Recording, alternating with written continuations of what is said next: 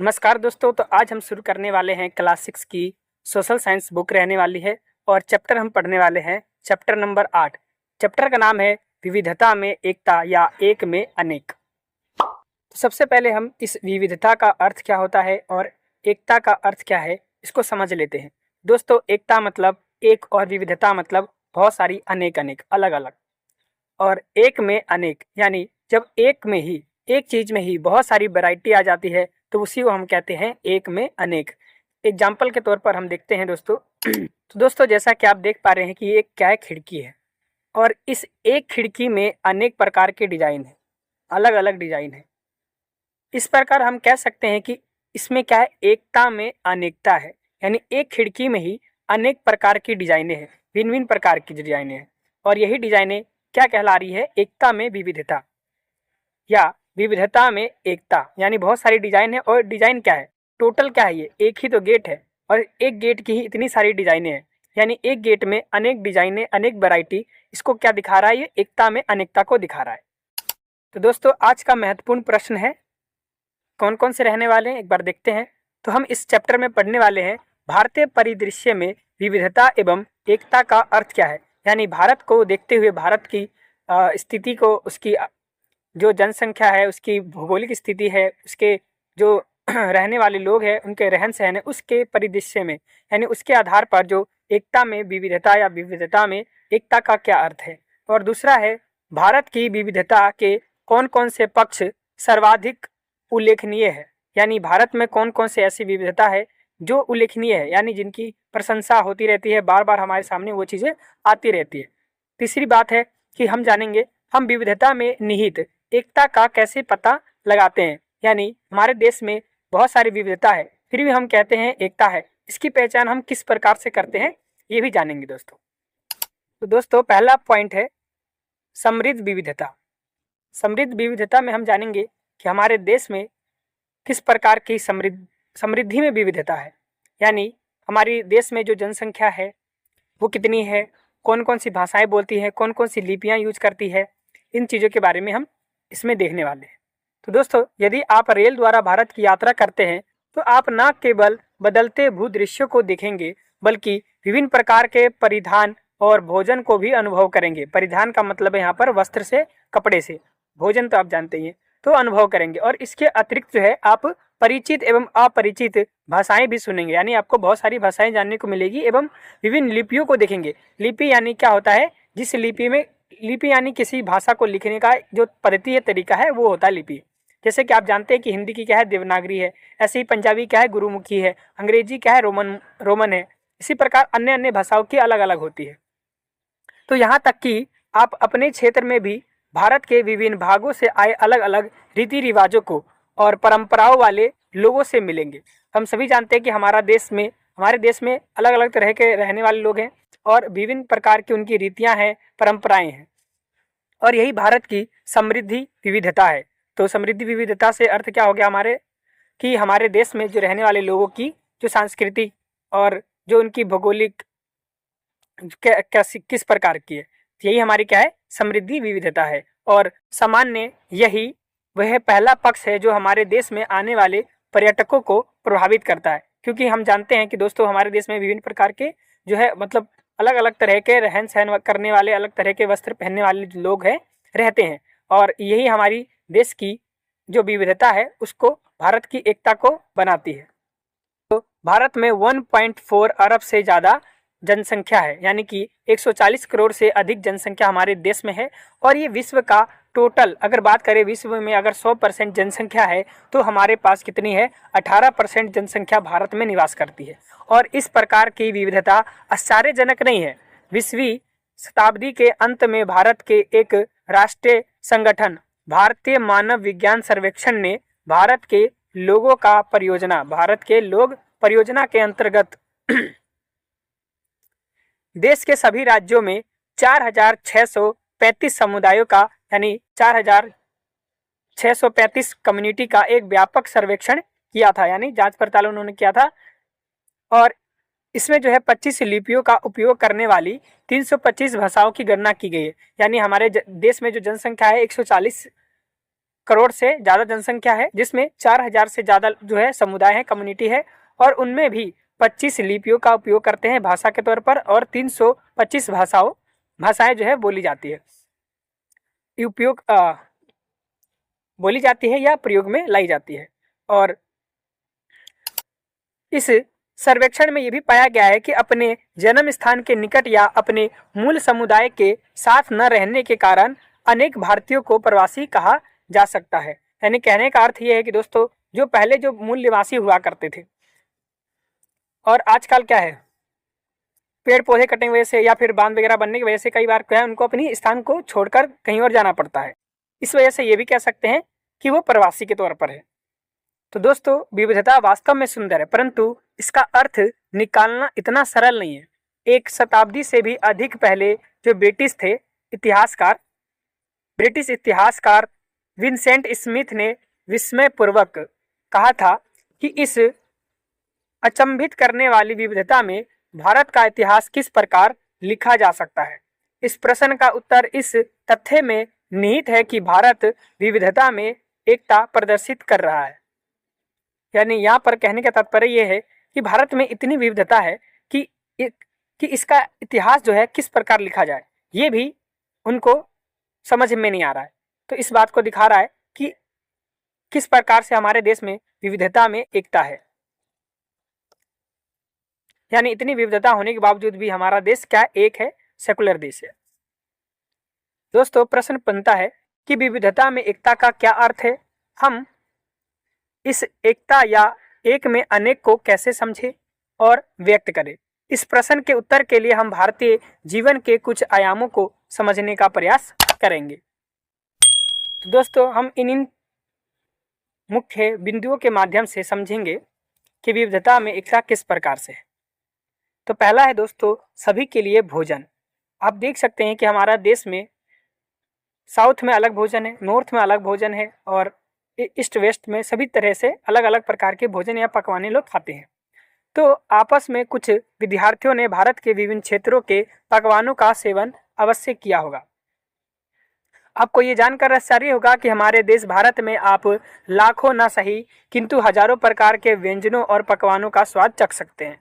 फिर भी कुछ निश्चित अनाज जैसे चावल है, गेहूं है, जौ है, बाजरा है, ज्वार है, रागी है तथा विभिन्न प्रकार की दालों का लगभग पूरे भारत में उपयोग होता है। ये हम सभी जानते हैं, और ये सभी अधिकांशतः भारतीयों का क्या है, प्रमुख भोजन है, इसलिए इन्हें मुख्य अनाज भी कहा जाता है। और इसी प्रकार हल्दी, जीरा, इलायची, अदरक जैसे कुछ सामान्य मसालों का प्रयोग भी पूरे देश में होता है। हम इस सूची को कुछ सामान्य साग सब्जियों और तेलों इत्यादि के साथ आगे बढ़ा सकते हैं।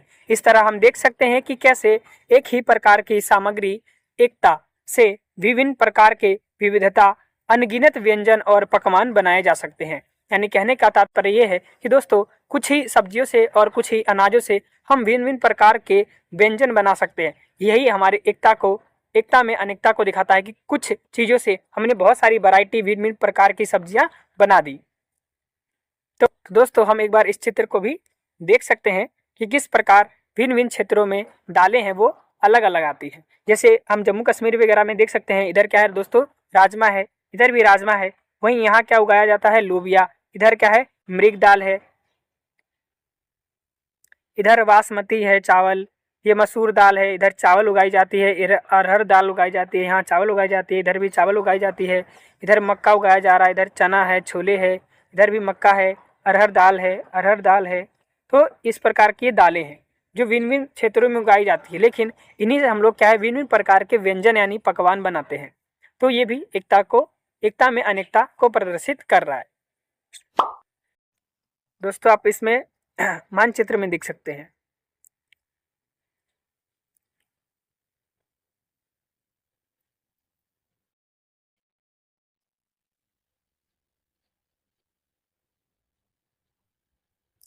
ये आपके पुस्तक में भी चित्र है, आप वहां भी एक बार देख सकते हैं। चलिए दोस्तों, अब हम वस्त्र या परिधान के माध्यम से देखते हैं किस प्रकार हमारे देश में एकता में अनेकता को प्रदर्शित करता है या दिखाता है।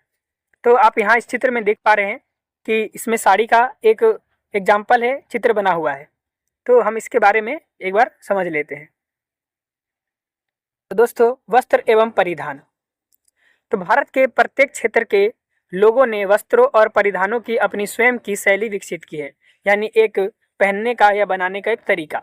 और फिर भी हम कुछ पारंपरिक भारतीय परिधानों में एक समानता पाते हैं, भले ही उनमें किसी भी प्रकार की सामग्री का उपयोग किया गया हो। इसका एक स्पष्ट उदाहरण भारत के अधिकांश भागों में पहने जाने वाला और विभिन्न प्रकार के सूत या धागे से बना एक लंबा परिधान साड़ी है। ये मुख्यतः क्या है, कपास अथवा रेशम के धागे से बनती है, परंतु आजकल क्या है, कृत्रिम यानी सिंथेटिक कपड़ों से भी बनाई जाती है। यानी ज़्यादातर साड़ी क्या किससे बनती है, रेशम, कपास या अथवा रेशम के धागे से बनती है। किंतु आजकल क्या है, कृत्रिम यानी कि आप कह सकते हैं कि मशीन के द्वारा बनाई चीज़ें हैं। तो अलग सूत और रेशम के अलावा भी अन्य चीज़ों से साड़ी बनाई जा रही है। तो बनारसी की बात करें, देखो दोस्तों, यहाँ पर बहुत सारी जो है साड़ी है, और साड़ी की भी अलग अलग वैरायटी है, अलग अलग स्थानों में बनाई जाती है, इसलिए उनके अलग अलग नाम भी है। जैसे कुछ नाम यहाँ पे दिया गया है, बनारसी साड़ी, कांजीवरम, पैठनी, पाटन पटोला, मूंगा या मैसूर। ये क्या है, रेशमी साड़ियों के कुछ प्रसिद्ध प्रकार हैं, और सूती साड़ियों के और भी प्रकार होते हैं। यानी दोस्तों, अगर हम बात करें तो कुल मिलाकर बिना सिले वस्त्र यानी साड़ी के सैकड़ों प्रकार के रूप होते हैं। यानी हम देख सकते हैं कि केवल साड़ी क्या है, एक कपड़ा ही तो है, नॉर्मल कपड़ा है, लेकिन इसके भी कितने वैरायटी हैं, कितने प्रकार हो सकते हैं। और इन्हें बुनाई एवं डिजाइन की विभिन्न विधियों से तैयार किया जाता है। कुछ डिजाइन कपड़े का ही हिस्सा होते हैं, जबकि कुछ को कपड़े की बुनाई के उपरांत उस पर छापा जाता है। अंततः रंगों में अनेक विविधताएं होती हैं, जो कई प्रकार के रंगों से उत्पन्न की जाती है। इस तरह साड़ी का एक लंबा इतिहास रहा है। कुछ शताब्दी वर्ष पूर्व वैशाली, आज कहाँ, बिहार में है, में पत्थर पर उकेरी गई आकृति में साड़ी पहनी हुई स्त्री को दर्शाया गया है। तो दोस्तों, जैसा कि आप इस चित्र की बात की जा रही थी वहाँ पर, कि ये जो चित्र है वो वैशाली से मिला है। उस समय जो राजाओं के समय में जब मगध वगैरह हुआ करते थे तो महाजनपद हुआ करते थे। वहीं बिहार में क्या है, वैशाली जगह थी, वो भी एक जनपद ही है, तो राजधानी है। और इस प्रकार देख सकते हैं कि वहाँ पर क्या हमें मिला है, ये इस प्रकार की मूर्ति मिली है जिसमें साड़ी पहने हुए एक स्त्री को दिखाया गया है।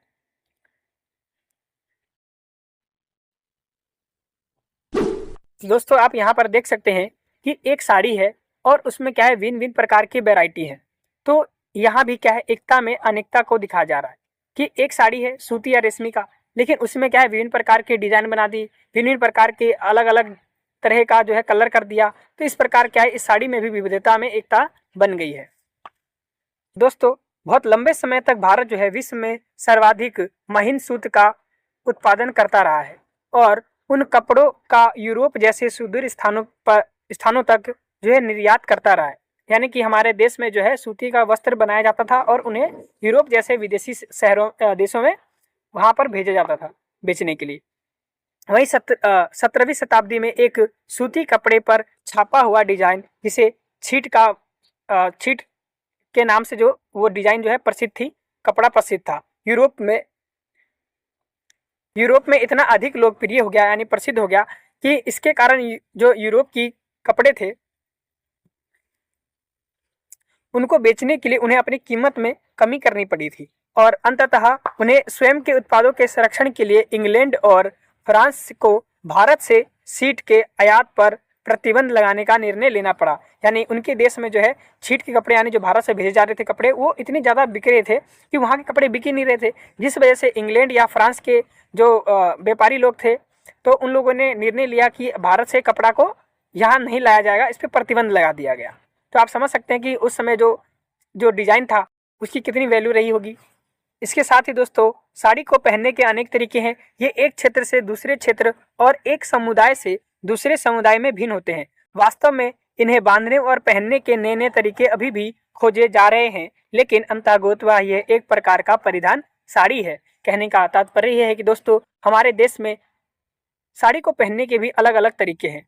आप देखेंगे कि मराठा में यानी महाराष्ट्र में साड़ी को ही अलग तरीके से पहनते हैं, वहीं आप साउथ में देखेंगे तो उसको अलग तरीके से पहनते हैं, वहीं आप जो है उत्तर बिहार वगैरह में देखें तो साड़ी को अलग तरीके से पहनते हैं। तो ये पहनने का भी एक तरीका हो गया अलग अलग, लेकिन साड़ी क्या है, एक ही है। ये भी एकता में विविधता को दिखाती है। तो दोस्तों आप यहीं पर देख सकते हैं एक साड़ी है और उस साड़ी का ही कितना सारे उपयोग है। जैसे कि यहाँ पर पालने के तौर पर यानी झूला झुलाने के लिए साड़ी का यूज किया जा रहा है, वहीं आप इसे अनाज को लेने या देने के लिए उपयोग में लाया जा रहा है, रखने के लिए। वहीं आप यहाँ देख सकते हैं कि छानने के लिए यूज किया जा रहा है। यहीं पर सामान सामान भारी ना लगे तो सर पर बीड़ा के रूप में इसको रखा जा रहा है, यहीं पर घूंघट के रूप में भी है यूज करा जा रहा है, और यहाँ पर सोने के लिए हम लोग इस्तेमाल कर पा रहे हैं। तो आप देख सकते हैं एक साड़ी है और एक साड़ी के ही कितने उपयोग दिखाए गए हैं, 6 उपयोग है यहाँ पर। तो ये भी एकता में विविधता को दिखाती है। चलिए दोस्तों आगे बढ़ते हैं और समझते हैं किस प्रकार त्योहारों के माध्यम से भी हम हमारे देश में एकता में विविधता को दिखाती है। तो दोस्तों हम देख सकते हैं कि भारत में त्योहारों की अपार विविधता है, यानी बहुत सारे त्योहार जो है हमारे देश में मनाए जाते हैं। आप सभी जानते हैं और आपने देखा होगा कि कुछ त्योहार जो है एक ही समय पर पूरे भारत में मनाए जाते हैं, हालांकि उनके नाम अलग अलग होते हैं। और हम एक उदाहरण के माध्यम से देखेंगे, जैसे कि 14 जनवरी की जो मकर संक्रांति होती है वो हमारे देश में अलग अलग नाम से अलग अलग तरीक़ों से मनाई जाती है, जो कि फसल से जुड़ी हुई है। देखते हैं एक बार। तो अब देख पा रहे हैं यहाँ पर कि जो है जम्मू कश्मीर में क्या है, शिशुर संक्रांत के रूप में मनाया जा रहा है। वहीं आप पंजाब में देखेंगे इसे तो लोहरी या माघी के रूप में मनाया जा रहा है। वहीं आप यूपी में देखें इधर तो क्या है, खिचड़ी पर्व के रूप में मनाया जा रहा है। इधर जो है असम की तरफ भी देखें तो आप माघ या बिहू के रूप में आप देख पा रहे होंगे।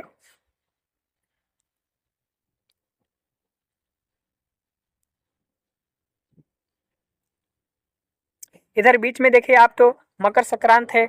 इधर गुजरात में देखें तो उत्तरायण है। इधर महाराष्ट्र के साइड में फिर मकर संक्रांति है। तो इस तरह से है।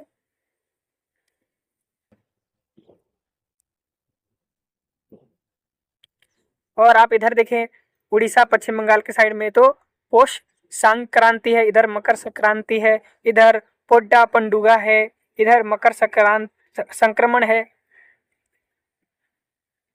साउथ की तरफ देखें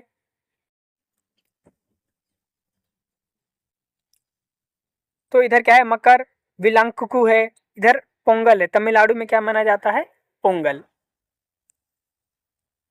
तो दोस्तों ये मानचित्र क्या है, एक ही तिथि पर एक ही त्योहार के विभिन्न नामों को दिखाता है। ये भी एकता में अनेकता को प्रदर्शित कर रहा है कि किस प्रकार एक ही त्योहार को हमारे देश में अलग अलग स्थानों पर अलग अलग नामों से अलग अलग तरीकों से मना रहे हैं।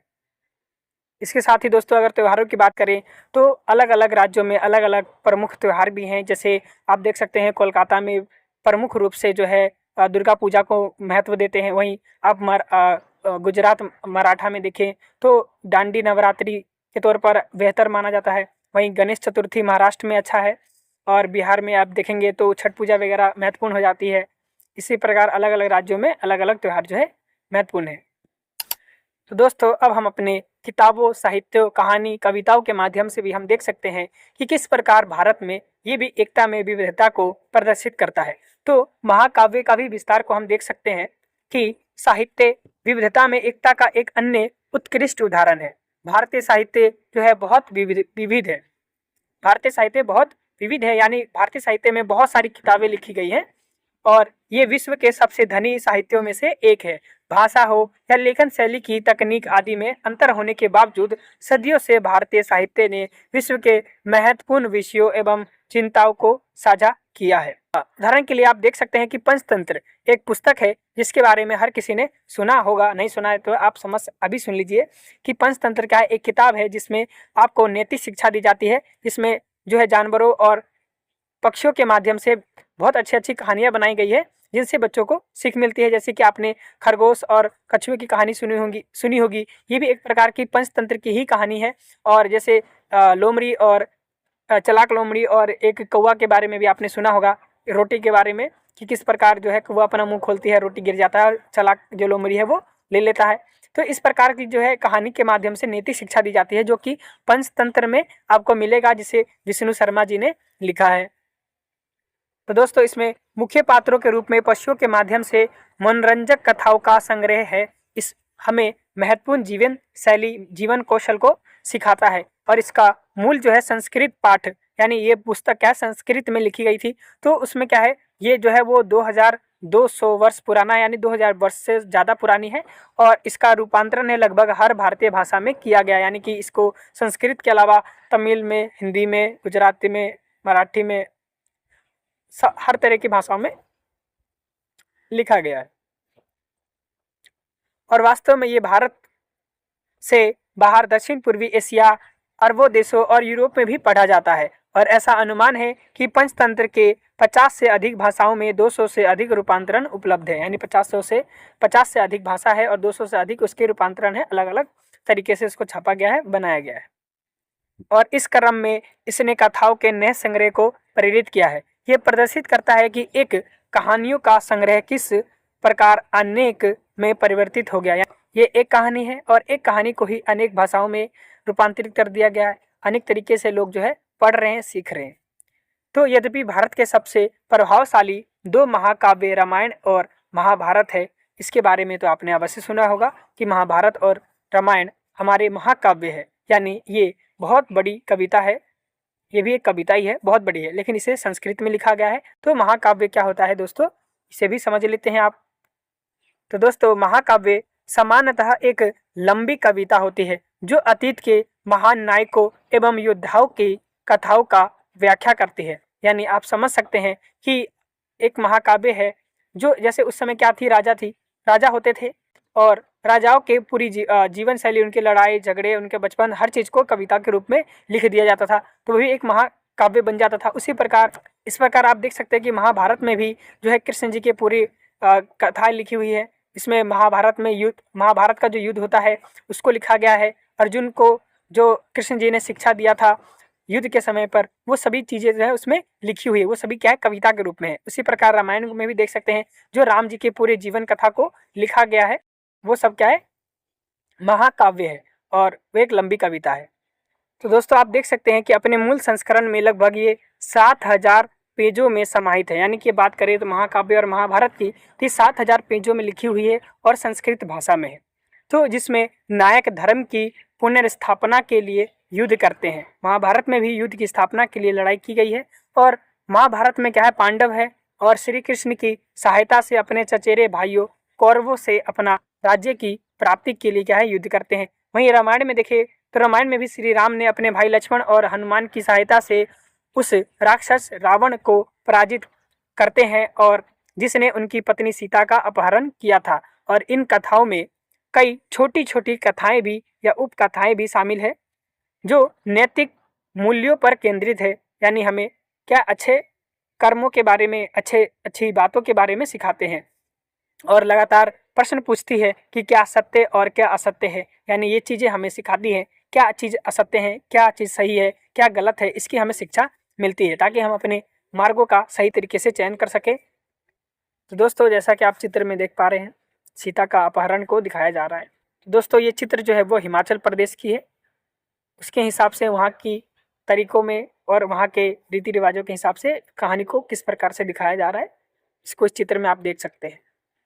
तो दोस्तों 2000 वर्षों से अधिक समय से इन 2 महाकाव्यों का भारत एवं भारत के बाहर अनुवाद एवं रूपांतरण किया जाता रहा है। यानी 2000 वर्षों से भी अधिक समय से इन दोनों महाकाव्यों का अनुवाद, यानी कि इनका ट्रांसलेशन जो है अलग अपनी उनकी भाषाओं में, विदेशी भाषाओं में किया जा रहा है। और इसके साथ ही इनके अनगिनत लोक संस्करण भी है।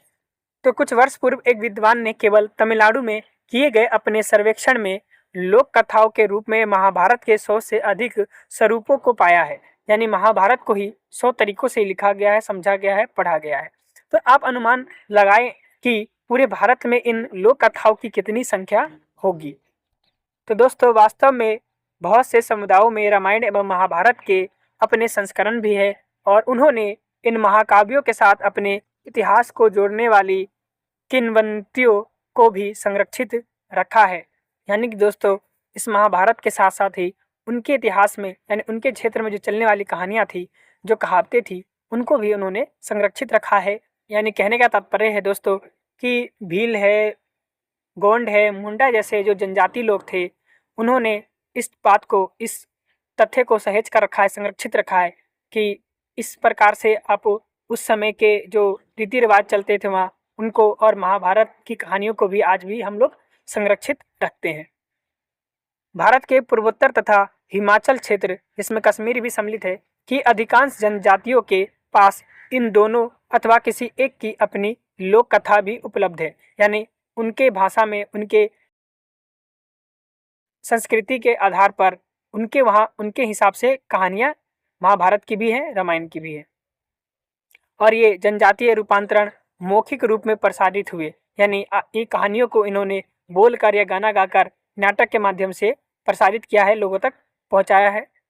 इसके साथ ही ये किंवदंतियाँ भी प्रसारित हुई है कि किस प्रकार रामायण अथवा महाभारत से जुड़े हुए पात्र जैसे पांडव, उनकी पत्नी द्रौपदी, कभी कभी उनके शत्रु दुर्योधन, चचेरे भाई, उनकी जनजातियों से संबंधित क्षेत्रों में आए हैं।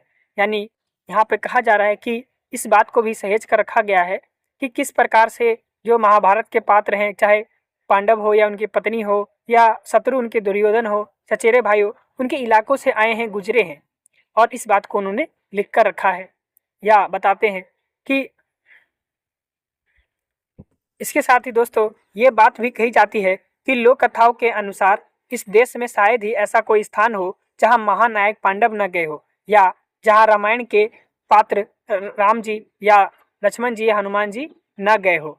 और सदियों से किसी अन्य इतिहास की अपेक्षा इन दो महाकाव्यों ने भारत एवं एशिया के विभिन्न भागों के मध्य एक सांस्कृतिक सूत्र के गहन तंत्र को विकसित किया है, और ये विविधता में एकता का एक अन्य उदाहरण भी है। तो इस प्रकार दोस्तों हम समझ सकते हैं कि कैसे एकता में विविधता को दिखाता है। किस प्रकार हमारे देश, जो देशभक्त लोग थे, सुभाष चंद्र बोस हो, महात्मा गांधी हो, भगत सिंह हो, मंगल पांडे हो, ये सभी लोगों ने देश को आज़ाद कराने के लिए किस प्रकार एक साथ एकजुट होकर हमारे जो है देश को आज़ादी दिलाने के लिए अंग्रेजों के खिलाफ लड़े थे। ये भी एकता और अनेकता का उदाहरण पेश करता है। तो आगे बढ़ने से पहले दोस्तों चैप्टर को एंड करते हुए, खत्म करते हुए, हम अपने मूल्य बिंदु को समझ लेते हैं कि इस चैप्टर में क्या क्या था। तो भारत में विभिन्न परिदृश्यों एवं व्यक्तियों के भारत में विभिन्न परिदृश्यों, व्यक्तियों, भाषाओं, परिधानों, भोजन, त्योहारों एवं परंपराओं की विविधता है, और विभिन्न क्षेत्रों में विविधता दृष्टिगोचर भी होती है। यानी कि हमें दिखाई देती है कि हर क्षेत्र में किस प्रकार की विविधताएं हैं, परंतु इसमें अंतर्निहित एकता भी है। यानी हम देख सकते हैं कि इसमें क्या है, एकता भी है। सभी लोग, हिंदू हो, मुस्लिम हो, सिख हो, ईसाई हो, सभी धर्म के लोग भी हमारे देश में रहते हैं, और सभी क्या है, मिलजुल के रहते हैं। ये भी हमारी एकता में विविधता को दिखाता है। और भारतीय एकता जो है विविधता का उत्सव मनाती है, क्योंकि विविधता जो है विभाजित नहीं अपितु समृद्ध करती है। यानी हम देख सकते हैं कि भारत में बहुत सारी विविधता है, लेकिन कई बार हम देखते हैं, सोचते हैं कि कहीं इतनी सारी विविधता है, अलग अलग भाषा बोलने वाले, तो ऐसा ना हो कि वो अलग देश की मांग करें। लेकिन ऐसा नहीं है दोस्तों, हमारे देश में सभी लोग जो है मिलजुल कर रहते हैं और हमारे देश को समृद्ध करते हैं और विविधता में एकता को दिखाते हैं। दोस्तों यही था चैप्टर आपका, एकता में विविधता। आशा करता हूँ आपको वीडियो पसंद आई होगी, अच्छी लगी होगी। तो चैनल को लाइक और सब्सक्राइब करें दोस्तों, और कमेंट में हमें ज़रूर बताएं। धन्यवाद।